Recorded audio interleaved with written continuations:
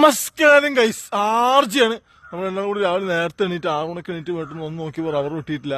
പിന്നെയാണ് അവർ വെട്ടിയത്. ഇന്ന് കണ്ടപ്പോൾ നമ്മൾ വീണ്ടും കിടന്നു തുടങ്ങിയപ്പോൾ സമയം 7:45.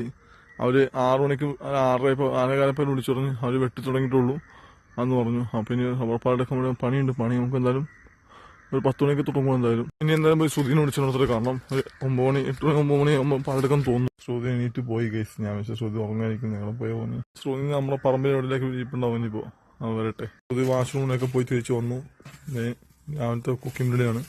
രാവിലെ പെട്ടെന്ന് നമുക്ക് പണിക്കിറങ്ങണ്ടേ തേങ്ങ. ഇന്നലെ വാങ്ങിച്ചോണ്ട് മാവ് പാക്കറ്റ് പൊട്ടാറായി നിൽപ്പുണ്ട്. അതാ റബ്ബർ ബാൻഡാണ് പൊട്ടാൻ ചാൻസ് കൂടുതൽ.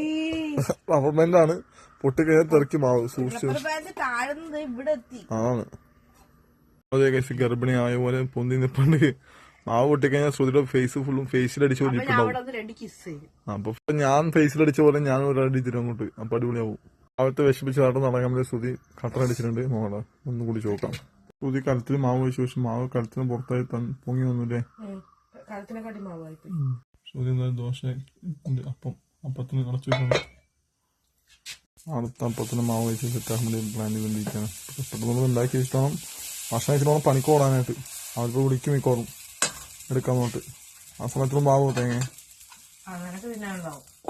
നിനക്കാ തയ്യൂലല്ലേ.